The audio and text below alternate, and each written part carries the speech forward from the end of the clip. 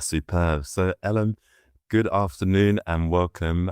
We are live, we are recording, and I'm absolutely buzzing to have you here today. How are you, first and foremost?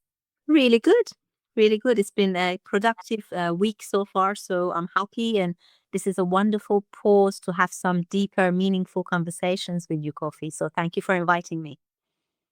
No, it's my pleasure. And for me, I'll start with a short introduction because there's so much to cover.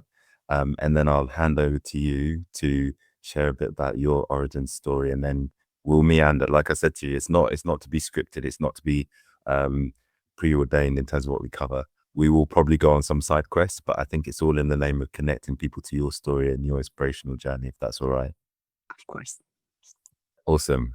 So today, I am absolutely buzzing to share a coffee with a woman whose story is as captivating as it is inspirational. Arriving in Birmingham at 13 years of age as a war migrant from Iran, Elham navigated new language, new schools, and a new life. Armed with belief and an extraordinary drive to succeed, Elham has gone on to build a 25-year career at the very top of global organizations, including GE, News Corp, and Ernst& Young EY.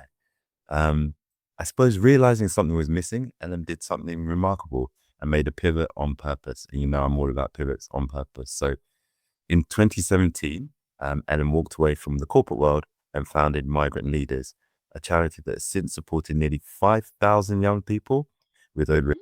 1,200 senior mentors from across the UK's leading firms. This is why I cannot wait to unearth some gems of resourcefulness as well as resilience. Elham Fardad, thank you, and a warm welcome to Coffee with Kofi. Thank you so much, Kofi. It is a pleasure to talk to you as it has always been since you joined Migrant Leaders, Thank you. one of our 2,200 mentors. Thank Um, you. and it sounds like a lot of mentors and 5,000 young people on our program, but we've only just got started. This is just the first step, the last 8 years since I launched Migrant Leaders, the first step to Mhm. create a robust program that's leading practice, that adds real value to everyone involved, whether it's the mentors, mentees, or corporate partners. And then we can scale the impact from here. So this is only the Mhm. beginning.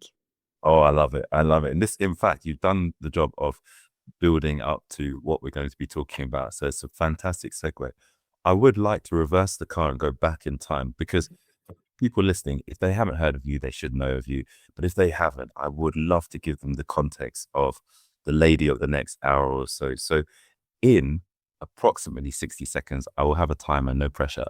Would you be able to give us some of your origin story? I gave some highlights, but just in your own words, in 60 seconds or less, the lady that we meet today.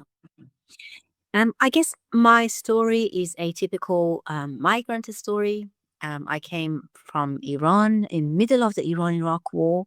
I was 13 years old. Initially, we came as a family, and then very quickly that changed. Maybe even I could go as far as saying it fell apart.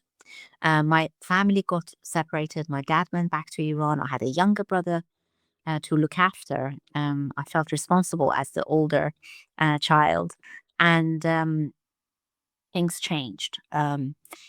You talked about some of the challenges about migrating to the UK, the new language, new schools, new culture, subjects, things to get over. Those were the basics compared to the deep, dark challenges in one's heart and mind. Those logistical things we can come and overcome, but the other things were more challenging. No, indeed. Thank you so much for giving us that context because, yeah, my hat goes off to anybody that moves country voluntarily or not. Because, we talk about the language, we talk about the culture, but within that's also a different sort of religious practice as well that you come into and way of doing things. So, thank you for sharing that and giving us that background. And so, Birmingham at 13 years old, escaping the war with your family.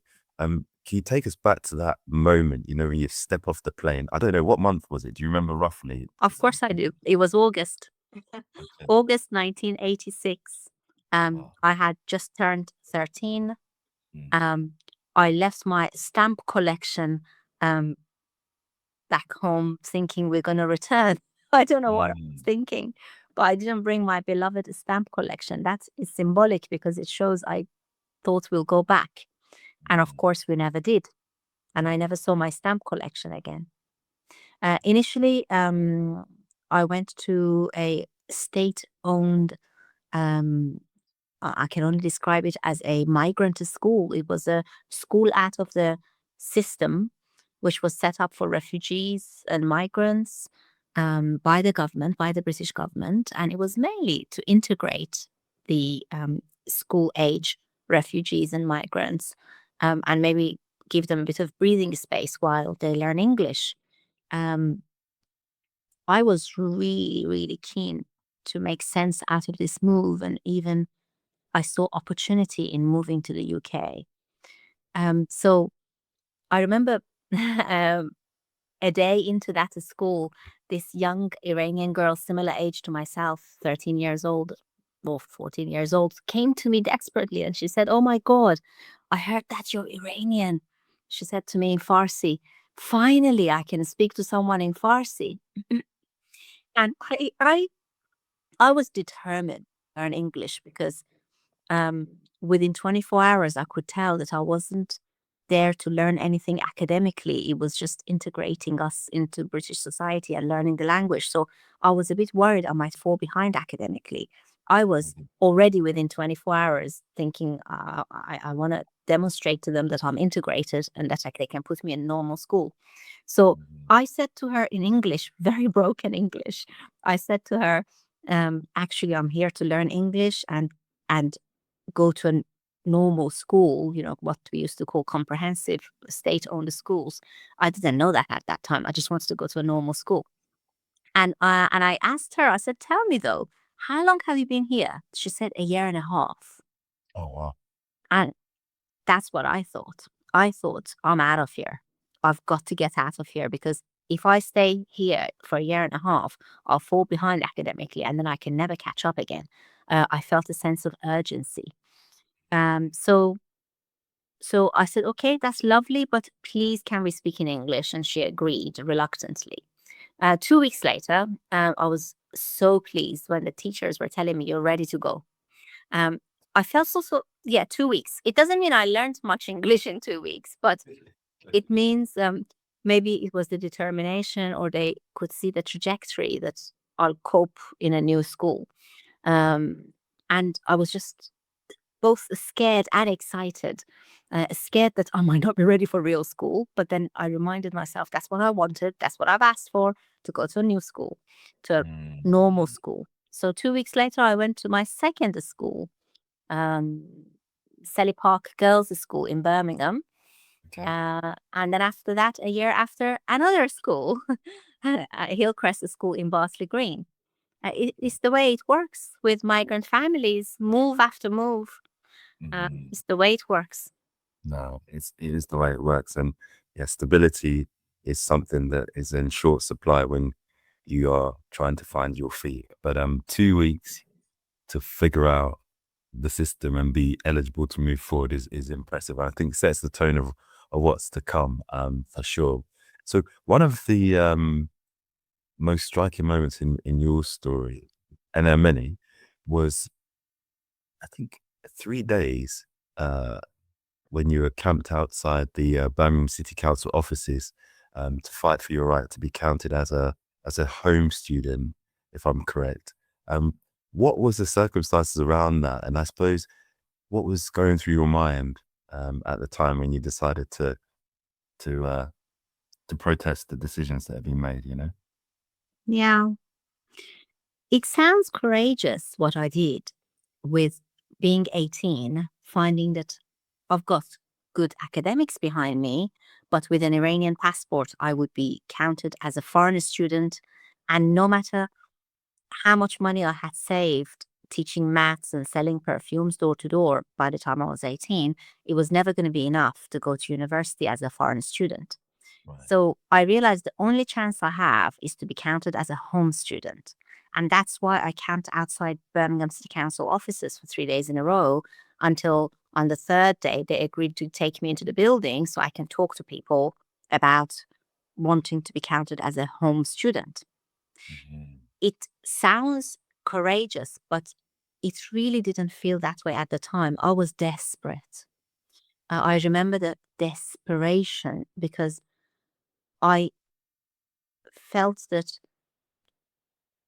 I will lose ground.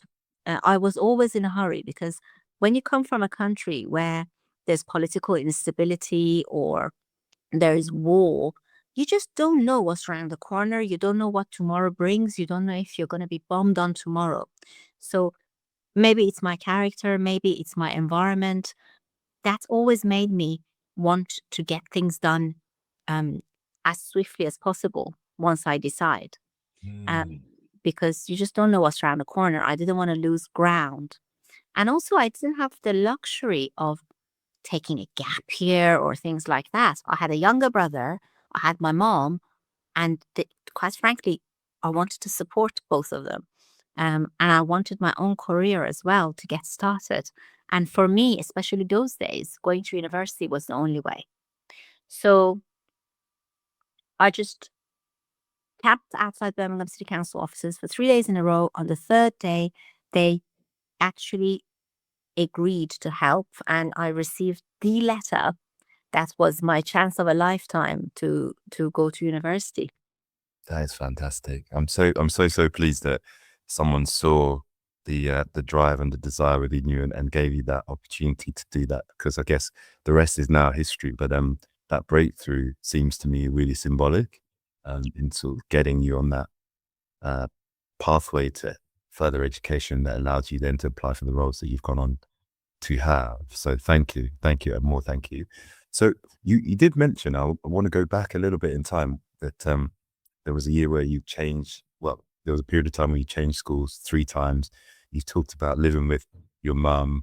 I can only imagine what it was like to be separated from dad, and your brother was here with you, where you felt a sense of duty and responsibility. With all of that going on and the upheaval and the drive to move forward, etc., I really am curious, and let's call it nosy, as to how you held it all together through all of that uncertainty. Um, it depends how you define holding things together. Um, yes, as migrants, we hold it together. We have 5,000 mentees on our program. 86% are ethnic minority, 14% are white British disadvantaged. Out of those 86%, vast majority of are migrants. And when I talk to many of them, and many of them share their stories with me, I realize my story is very typical, actually. It's nothing exceptional. It's Mm. very, very typical of that sense of responsibility, of the desperation to support one's family. And these young people hold that on their shoulders. So they hold it together the same as I did because we had no choice. What option is there? What choice is there? If you don't have the luxury of losing it, you have to hold it together because you and your family are relying on you keeping it together. But I must admit, it hits you later. I should be Mm. honest with you, um, because I want the young people to know that they don't have to be on their own the way I and many other migrants were. They don't have to do it on their own. That's why I set up Migrant Leaders, not only to give them the practical mentoring, insights, decisions support, and connections and training for their career, but also for them to know that they've got us. We've got their back. We've got their Mm. back. Migrant Leaders has their back. The psychological safety is not all on them. Mm. So yeah, we No. functionally hold it together, but it gets to you years later. Yeah, no, I can relate to that, because you know the way you've expressed it and explained it, you're carrying um, the expectations either explicitly shared with you or implicitly in that sense of a child wanting to help a parent, wanting to help the family. you're carrying all of that weight. And I suppose it's like going to the gym. If you were holding dumbbells above your head for a period of time, when you put them down, yes, there'll be relief, but also the muscles will be aching somewhat from the exertion. So I thank you. That Migrant Leaders is there to provide that community, and that platform for collaboration is brilliant. I'll definitely want to unpack that some more with you too. But if I skip forward now to you've done university and then you've moved into finance for over 2 decades, maybe more, maybe more. My maths is not my strongest point. You had roles within finance and at times within finance leadership as well, and more latterly at organizations like GE, the Compass Group, we talked about Severn Trent earlier on, News Corp, where you were in the leadership team. Was there a moment in there where Elham at the time looked back and said, I've made it, I've achieved a goal to integrate and to be in a position that I could support family and others? Was there a moment like that for you? Totally. I'd love to say that I am not egocentric, and which I'm not. And I never said to myself that, oh, you made it. But there were many such moments. First of all, the GE job, um, that felt great. And I'll tell you exactly when it felt great.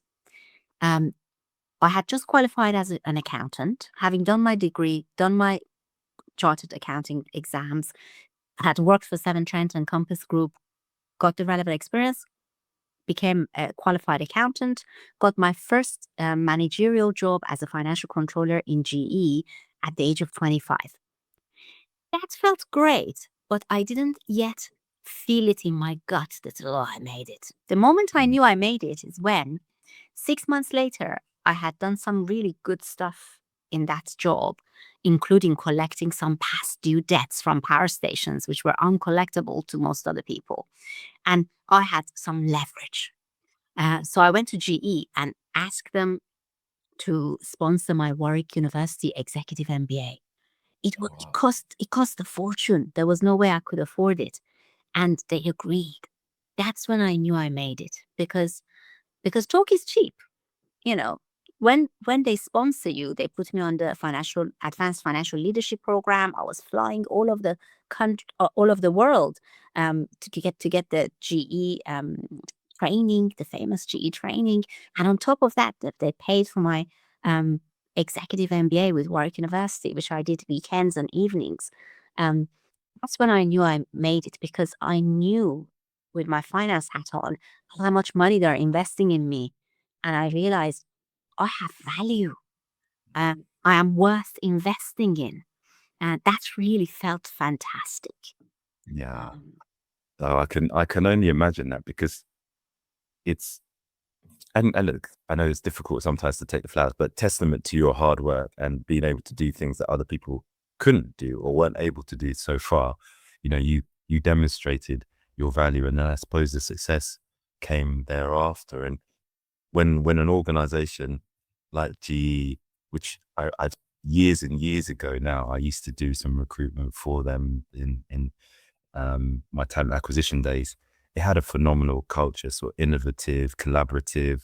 Their leadership development programs were like first class. So for you to pitch that and to get that and to be surrounded by a peer group of other leaders who are doing amazing things in whatever walk of life their technical abilities was in, I can only imagine it must be like a pinch yourself moment, like young girl from Iran has come, broken through to the refugee school, to proper school. I say proper in the inverted commas, as in, the mainstream school. And here you are years later working for one of the world's most renowned organizations and having an executive MBA sponsored for you. For me, it's the stuff of dreams, really. So yeah, credit to you once again. I mean, Thank you. But I should point out, Kofi, every day we hear amazing stories from migrant leaders mentees. Faris doing electric and electronic engineering at Imperial. Gianni doing biomedical engineering at Imperial. Many others at Warwick, King's College. wider universities across the UK doing wonderful and amazing things. And Yeah. each one of them, we know their stories because we assess each application from the young people to Migrant Leaders program, and we interview every single one. So we know their stories. We meet them at our corporate experience events and internships. So we know that each and every one of them has got incredible stories. I wish we could do such a session on the thousands of Migrant Leaders mentees, and they Yeah. inspire me. Honestly, they do. No, that's fantastic. And I think hold that thought because one of the questions I think I wanted to ask you, in fact, no, let's be organic. One of the questions was you mentioned a few of them, but is there one story of the many stories that you can share of a mentee whose journey moved you, and what it meant for you to witness that transformation? There have been too many, so many. I could mention Israel, particularly, who joined our program during his sixth form. We took him to the company Smith and Nephew, medical training company, equipment company, big FTSE 100 company. And he kind of declared to us that that's it, I'm going to nail my A levels. He did. And he went on to achieve first class degree in biomedical science from Warwick University. And we've seen his growth and development and skills building through our program over the 5 years he was on our program. And he still keeps in touch with us, which is wonderful. Others like Day, for example, whose family moved from India with his younger sister. And his father went back to India, and unfortunately, his mother passed away when he was studying mechanical engineering at Manchester University, and his sister was in middle of her A levels. And this young man became the man of the house, just him and his little sister. And he took charge, looked after his little sister, who also ended up doing engineering at Manchester University. Um, the courage that the young people show is just incredible. Mm. So many others to mention. No, thank you so much. And I think you're right. We could do, a whole series on the transformative power of, mentoring and the support that you offer. And something that popped into my mind was around the career path that you chose, because the companies don't necessarily have an alignment in terms of sector. So, you've got water company, you've got Compass Group, big companies, obviously, Ernst Young, News Corp, GE. There isn't a clear pattern there for me. So just to understand a bit more about your psyche and your decision-making process, what led you to choose the companies that you chose to work for? Was it opportunistic? Was it strategic? Just share a bit about that, if you wouldn't mind. A little bit of both, but I always had in mind that I'm going to apply my finance skills across different sectors to be sector agnostic. Oh, Um, and that is partly personal to me because I'm a very curious person. And I remember early on thinking, I wonder what it would feel like to lead finance functions um, compared to GE, where I was in GE Energy, very engineering based, manufacturing based, versus a service industry, versus a media group, professional services in EY. I was very curious what it would feel like to um, adapt my finance skills to different sectors. I guess I wanted to continue to learn. However, others are different to me, and they would want to build deep um, specific sector expertise. My expertise was mainly in finance and processes, but others might want to develop sector expertise and stick with one sector, and that's okay. yeah. So that's interesting because I imagine moving from a, product-based or R&D-based organization to a service-led organization, there is a lot of switching of context that goes on in your head, because whilst accounting is accounting, the way you account for different types of business, I imagine, from my basic knowledge, would be quite different. So was that quite challenging for you to sort of get your head around the different processes and ways of working from sector to sector, or not necessarily? I must admit, I didn't find the technical differences challenging because I am quite a cross-domain person. I can see commonality across domains. Um, but what I did find challenging, which I must admit I hadn't anticipated, I didn't know, is that in different sectors, finance has different roles and Mm. different levels of power.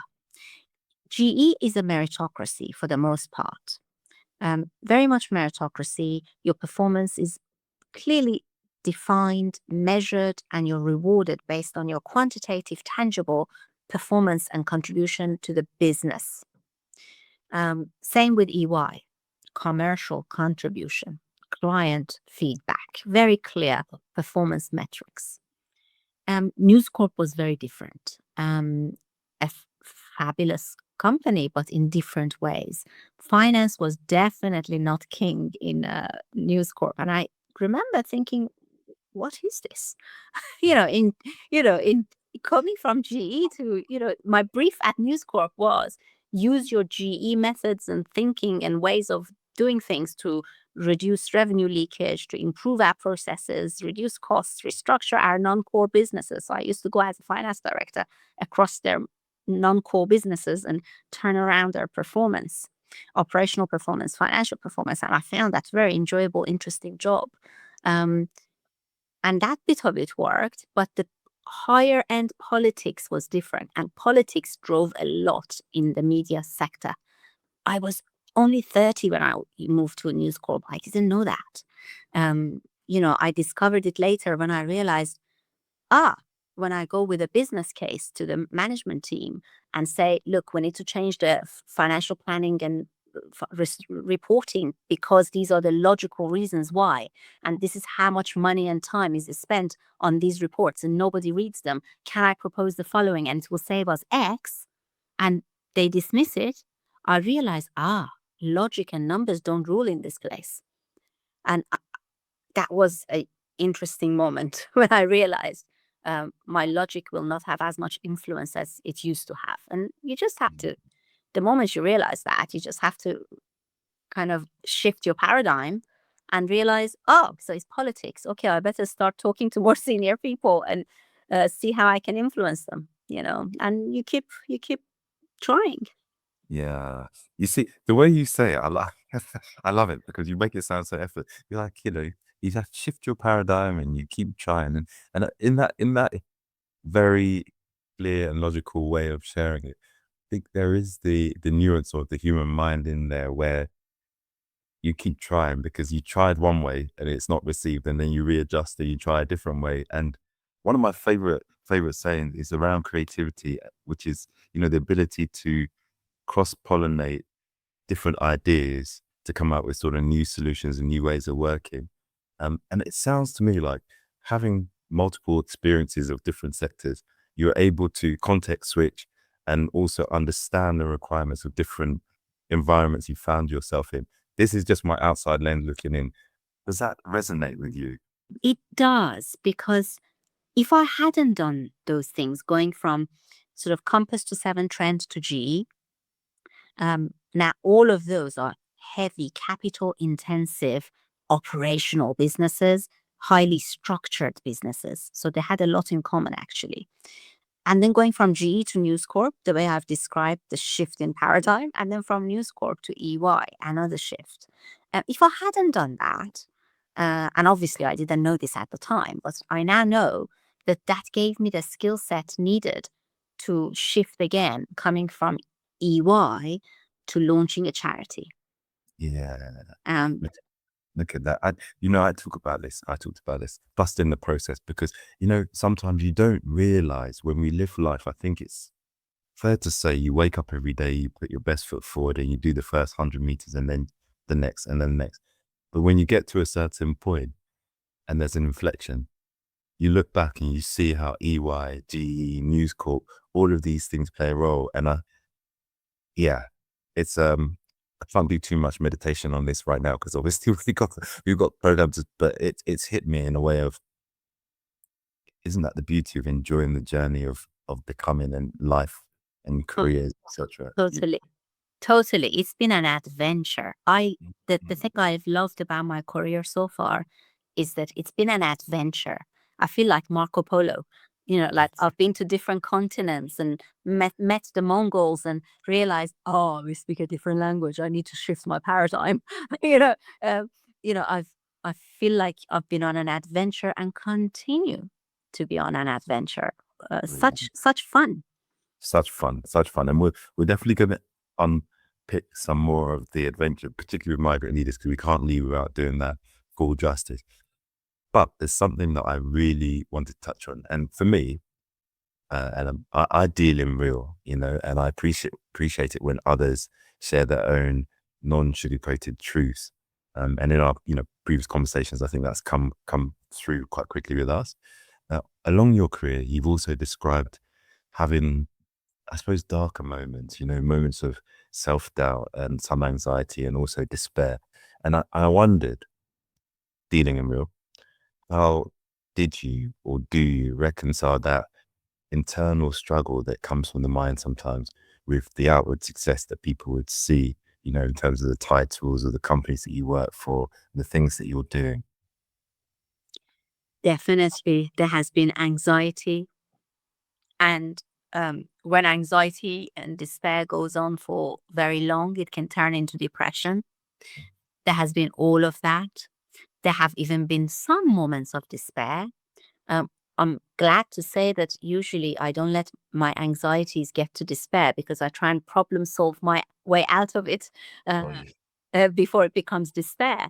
But sometimes when you find yourself on your own and you have tried everything and nothing works and you have zero resources and zero supporters, it becomes despair. And I've been there when I was younger. I don't want any young person to ever go through that again. There's no need for it. The life will throw enough challenges at them as it is. We don't need to deliberately put them under pressure. We need to support them.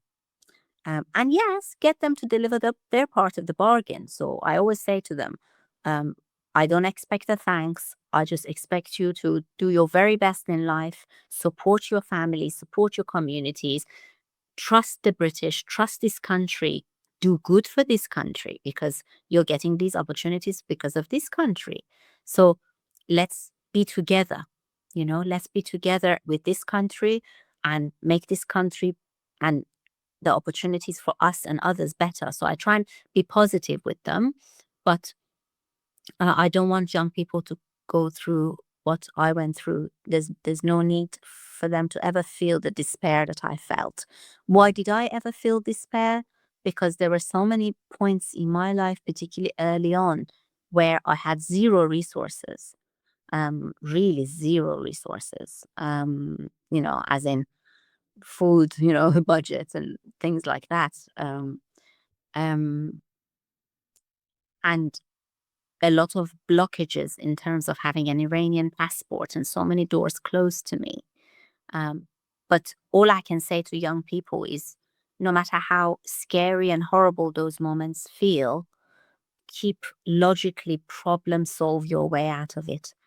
Even if you're in middle of an ocean, with no boat and a storm, you can keep swimming. Swim for as long as you can until someone arrives and saves you. Scream, whatever it takes, do the logical things.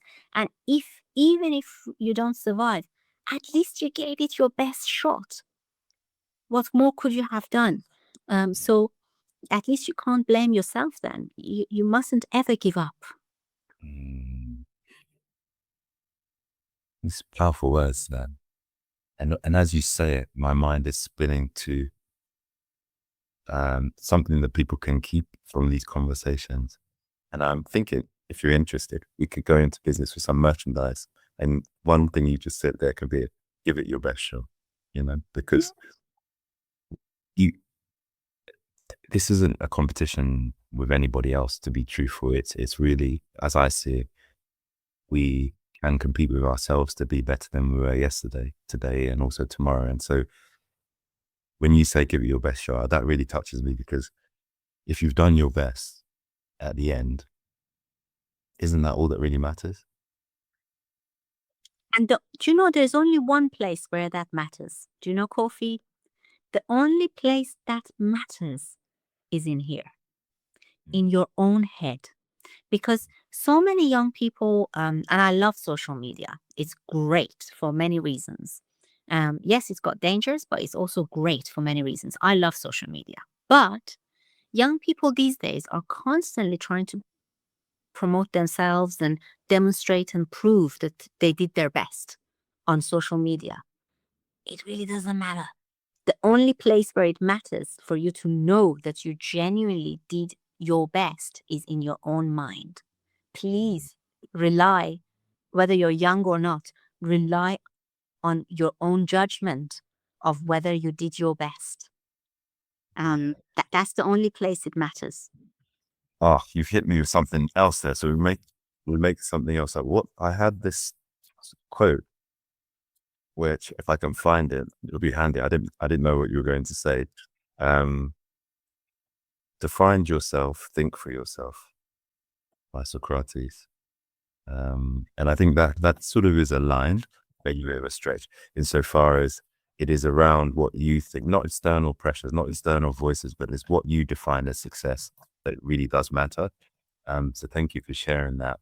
And building on to Migrant Leaders a bit more now, when I looked into it, it was something that you described as coming, the decision to start it is something that you described as coming from both your heart and your head.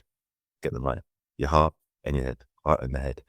How did those two forces come together to make the leap feel inevitable, from corporate, well-established, globally renowned organization to I must start this, I need to start this, and now is the time? Yeah. It's a special occasion, isn't it, when the heart and mind are aligned and you can make decisions more clearly. Um, and for me, it wasn't that I was disillusioned with the corporates, not at all. I was enjoying my career at EY, doing exactly what I enjoy, which is those um, technical finance projects, working on multiple corporate client projects, working with leading practice people. I was constantly learning, even though I was by then in my late 30s and early 40s. I was still learning at the same rate as I was back in GE in my 20s. And that's for me, that was the metric. If I'm in EY and learning with the same gradient as I was in my 20s, then EY is a great place. So I was very happy with that. Obviously, EY, like every other organization, has its things, but I was happy. And then the Parker Review got published in 2017, which looked at the ethnic diversity of UK boardrooms. And when I delved deep into that data, I realized that actually only 1.3% of the FTSE 100 directors, including non execs, only 1.3% are migrants. And out of those migrant directors, all of them were privately educated. So none of them went to status schools like I did. And my heart sank in that moment when I looked at the data and cut the data that way. Really, my heart sank. It took me about 6 months of spending my evenings analyzing the data after work to get to that conclusion. So I realized that's it. I've got to do something about it. And that's why I launched Migrant Leaders to help the young migrants in the UK, first and second generation young migrants, so that they can get into my beloved corporates, so that they can have their early careers training and track record the way I did, and hopefully way better than I did. Okay. Makes sense. It really does make sense because it's interesting. In the work that I do, I straddle both, but particularly working with established leaders, because in my mind, it was if you support established leaders, the impact that they then have, managing teams or leading teams of X number of people is multiplied. But at the same time, I do love giving back, as you know, with yourself and other organizations to people at the earliest stage of their careers. But I hadn't put the two together the way you had, in that you're giving them the foundation at the beginning of their careers so they can then build on that to go up into those leadership roles in the future, and then hopefully change the findings of the Parker Review, but on a multi-year basis. So not tomorrow, definitely not tomorrow, but over the next 5, 10, 15 plus years as they progress Oh, their. it will happen. I have no doubt, Kofi. The trajectories of migrant leaders, young people, is incredible. Some of our early cohorts that we accepted into our development program back in 2018, those ones have already got graduate jobs and have had work track record for about 3 years. And some of them have had 2 or 3 promotions already. And they come back and tell us, and they repeat word by word what I told them 5 years ago. They talk about the gradient of their careers. You can tell that they've been listening. I even tell them that the first 2 promotions are not yours. The first 2 promotions belong to your parents and siblings. You must create generational wealth, and your own success is not enough. I always say to them quite directively, like an auntie in the family would, a directive auntie in the family would. I always say that, whenever they thank me and they're grateful, I always say, don't thank me. I have expectations. Number 1, I want you to succeed yourself. Number 2, the first 2 promotions are not yours. They belong to your parents. They sacrificed a lot to get you an opportunity to make it. So as you get promotions, I always tell them, don't increase your expenses in line with your promotion money. Yeah, keep your costs down, because you need to buy a house, you need to have savings, you need to help your parents. Many of them live in accommodation where they keep getting evicted. They keep having poor conditions. This is not okay. So migrant leaders mentees know already. They already know that. They don't even need me to tell them that they need to support their families and communities. Oh, beautiful. It's so beautiful. I hadn't realized the depth of the support and guidance that you give, because it's one thing to get opportunities. I saw recently you've got a program launcher of Amazon, amazing, amazing stuff. It's one thing to get that support and exposure to those companies, but I think it's another thing to look at it from a societal perspective. And I do genuinely believe that charity does begin at home. And when you say what you say, I'm thinking how powerful it is and beautiful it is that they get promotions as, future leaders, but then they bring up their families as they move through. Because we have a saying in Africa more broadly, which is, it takes a village to raise a child, and I think it takes a village to support a community too. So what you're doing is really impactful in not only advancing individuals, but also communities in the UK and also back home, because often they'll probably send money home as if They do. They do. For example, Omar won't mind me saying this. One of our mentees, Omar, got 2 scholarships to come from Gambia and study mechanical engineering in Edinburgh University. And he finished that, and we gave him the head of engineering as a mentor at ABB. Troy moved to TUV, the German engineering company, and hired Omar as a graduate engineer when Omar graduated. Now, Omar went back home and with his own hands, with his brothers, actually built a fabulous new home for his mom and dad back in Gambia. And he showed me the pictures of them rolling up their sleeves and building. I saw the plot and the plans, really nice house. So that's satisfying. And he launched a charity himself called Gambians for Gambia. This is the quality of migrant leaders mentees. Each of them go on to do amazing things at such a young age. This is giving me all the goosebumps. I thought I was wise to wear a t-shirt, but you're giving me all the goosebumps. That is so wonderful, so wonderful to be giving back and paying it forward, paying it backwards in those ways. Omar, hat off to him for sure. Something you mentioned about rolling your sleeves up had me thinking about something I was going to ask you. Now, I'm trying to remember the question. That's it. I'd once heard that you personally in the earlier days posted around 400 information booklets to about 400 schools to reach school migrants. Is that true or is that folklore? It's true. No, it's true. Everything you hear, especially if it's good, is true. It's true. Brilliant. So, It is true. In fact, I paid 5 quid each to my children. So this was 8 years ago. So my daughter would have been 11 and my son would have been 8. I gave them 5 quid each to sit for a whole day on a Saturday and stuff those envelopes. oh my goodness. So it's a family affair. You're really sort of expanding on getting the hands to support you. And Yeah. that for me is real heavy lifting. You know, it's at the grassroots, it's at the beginning, it's really trying to get the brand out there, the mission out there, the vision as well.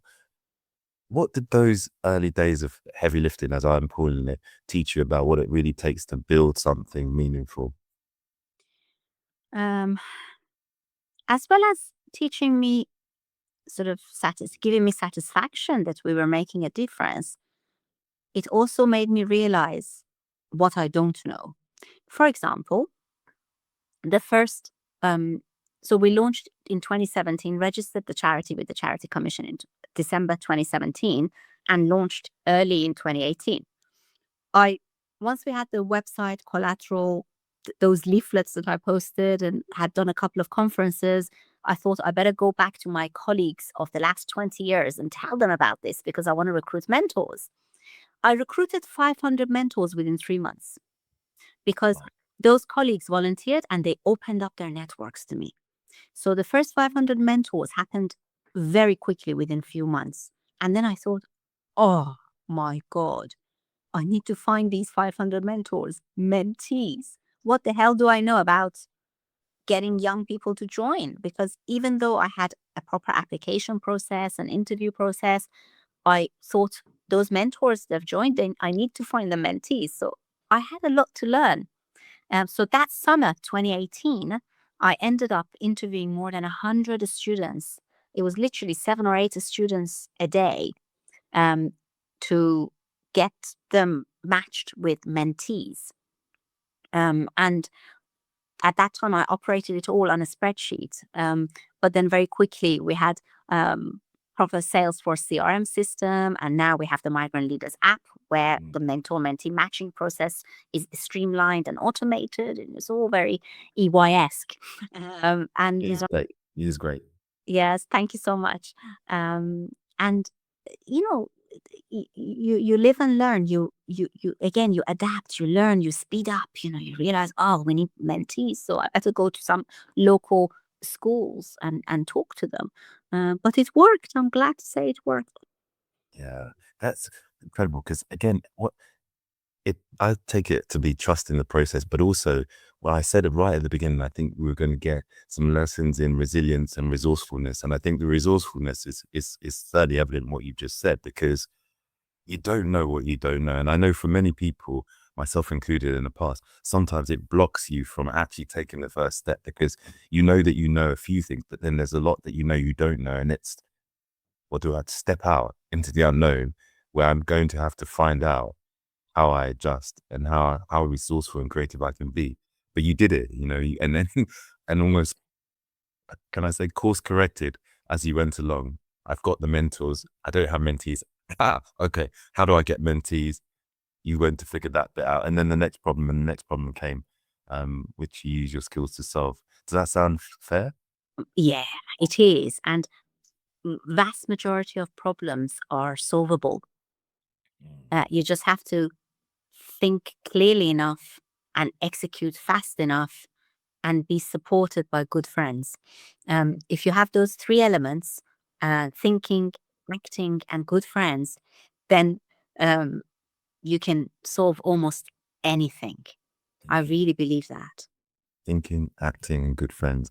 That's another gem. I'm gonna log it here and come back to that. Thinking, acting, and good friend. Yeah, that makes a lot of sense. It's the support network, but the sort of clarity of thought to execute or even create the vision, and then think about creating the vision. And the action is the thing. You can think all you want. We probably know a lot of people that are constantly in ideation mode, but will never step off the bench and start the game. or ride the wave. Do you know why that might be? I think in most cases, or at least in half the cases, the reason the ideation never goes to execution is because they started with a strategy. They didn't start with a problem statement. Oh, I like that. Yeah. If they start with a problem statement about a group of people they care about, now that could be migrants in my case. In some other case, it might be their customer. How many salespeople or operational people actually ask themselves honestly, what are the pain points for my customer in their industry? What are the pain points for my customer or client working with me and working with my company? Do they really ask themselves those questions? If they ask those questions, it naturally gives them the problem statements, and the strategy and ideas are supposed to come from the problem statements, from the customer group you care about, whether you're a charity or a company. That resonates really hard. Chimes, I don't know. There's things going off in my head because I think that in so many ways people have said it slightly differently, insofar as I think it was Einstein who said, aim to be a person of value and success will come. So the value, I suppose, in that case is relatable to the problem statement. So how are you adding value to the world around you, locally, globally, whatever it may be? And then the other thing that it sort of ties into me is, I think Viktor Frankl says, if you understand your why, then you can bear almost any how. So that why, again, I feel ties directly back to this is the problem that I am trying to support, fix, eradicate, whatever it may be. And then like you've shown, the how, just you kind of just It will come. The how, humans have a good brain, all of us do. The how will work out. The how is hardly ever the problem. Um, it's the what and the why that is much more important. If we don't get the what and the why, the how will keep shifting and it will never work. And the how is not the problem. It's the what and the why. yeah. Be another t-shirt. I have a problem statement. Maybe not, but I'm thinking. Brilliant. So what moving forward, and I'm really enjoying how this is flowing and we're flying through. I can't believe we've almost got to an hour already, which is wow. Got two more questions for you, if I may. Do you have time? Of course, of course. Brilliant. So my penultimate question is, we're at a time in the UK, in Europe, perhaps even globally, you might say, when the rhetoric around immigration is at times very divisive, It's probably one of the reasons I don't watch the news. I can't take it. Your message resonates with me insofar as that migrants are net contributors to the UK economy. Um, you know, Omar, so many you mentioned who have risen that give back to the UK, but also to their homelands or countries of origin. And you've said that their ambition and cultural capital are invaluable assets. So how do you stay motivated to keep promoting and pushing that message forward? And what would you say directly, because we can, to those who doubt the value that migrants and migrant leaders particularly can offer various economies and corporations? I could lead with various reports by the IFS, the Institute for Fiscal Studies, that says migrant children in the UK have double the rate of university degrees compared to the white majority, and yet they are 6% behind in employment rates and even further behind in managerial jobs and professional jobs. Therefore, that's a loss to the British economy. We've got to help young migrants succeed, and it will grow the economy. I could lead with that, but I will say instead that we are not shifting. I am so determined and clear about my thinking about the contribution of migrants to the host countries. I am so clear about this that we are not shifting. The migrant issue today, I think, is a bit like the civil rights movement. Lots of people will say lots of things. Lots of people will come to clashes. Media will say whatever they want to say to sensationalize things. Government will want to say whatever populist things they want to say on the left and the right in order to get votes. Many people will say a lot of things, but the economics of it and the case for it is not shifting. And I'm not shifting. I will support young migrants to succeed in the UK so that together we can grow the British economy and benefit everybody in Britain and help companies become more profitable and and help those young migrant families um, not suffer unnecessarily. I'm not shifting from that position.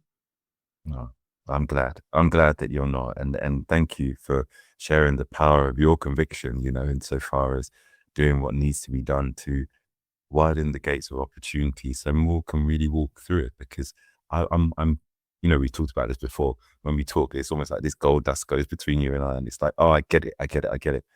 The way I see it, and from what you said, is we all win when we all win.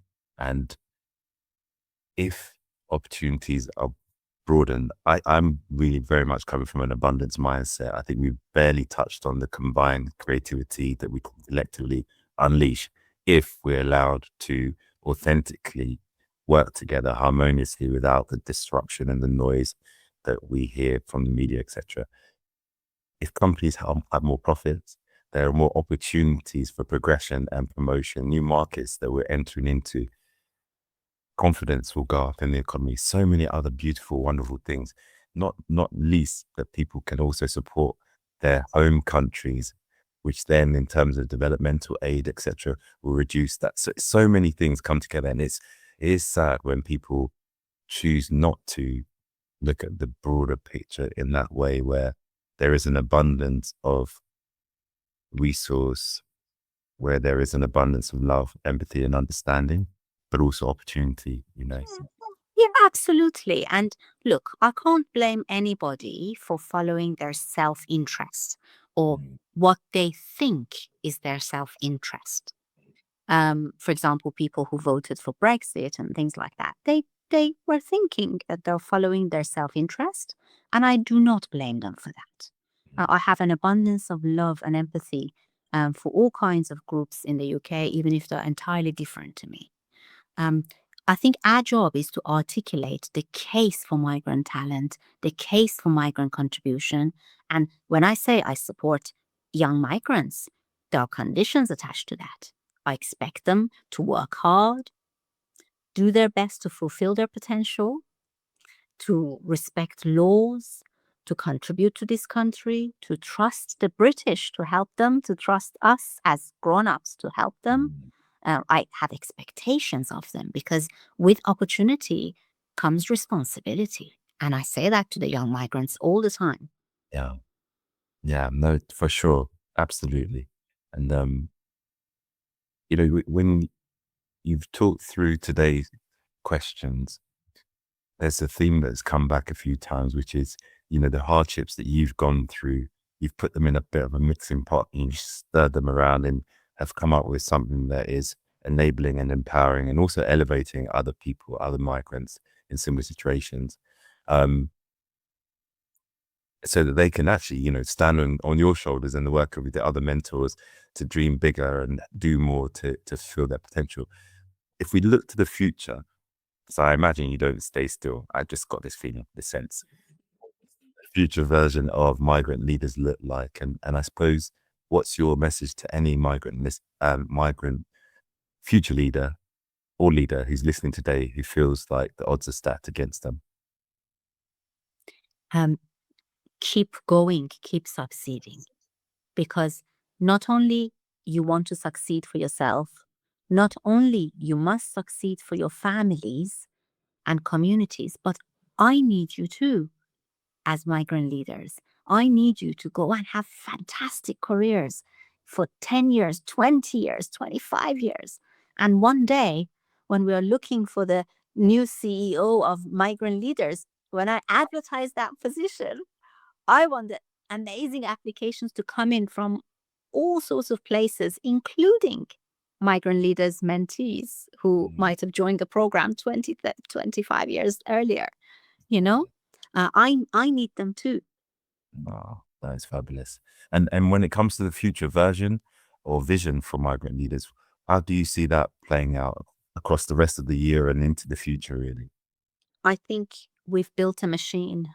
We've built a machine with a soul and a heart, but it is a machine because it's a very leading practice development program with proper policies, processes, people, program, corporate partnerships.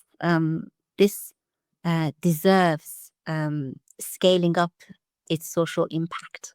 And we continue to recruit more mentors, more mentees, more corporate partner collaborations, and we'll keep just doing more and more of that. Yeah, well, that is the perfect pitch and perfect call to action to draw this to a close. And I think I just really want to thank you so much for sharing your journey with such openness and also heart. You know, we talked about the mind and the heart aligning. And I know that everyone listening will have taken something powerful from this. I've got so many things. I can't wait to watch it back and then actually jot them down. Thank you so much. For sure. And I think whether you're someone who's finding your way as a young person, as who would be a mentee, or someone further along the path wondering how to give back, I think there's definitely something in that. Before I do close, is there anything else that you would like to add? Because we've just had this whistle stop tour, and I just Well, our marketing associate Adam will be disappointed in me if I don't mention the website. okay. So our website is migrantleaders.org.uk. So it's migrantleaders.org.uk. There are buttons if you want to join as a mentee, as a mentor, corporate partner, and then we get talking. Oh, fabulous. Well, I'll make sure that goes in the notes at the end of the episode, wherever it's going to be distributed on YouTube, Spotify, Apple, you name it, it will be there because it deserves to be there. I think for me, what strikes me the most about your story is it's not about what is personally achieved. It's about connections. It's about capabilities. And most importantly for me, it's about the courage to take the steps that align with your heart and your mind. So hopefully your words will resonate with others and they can check out the website.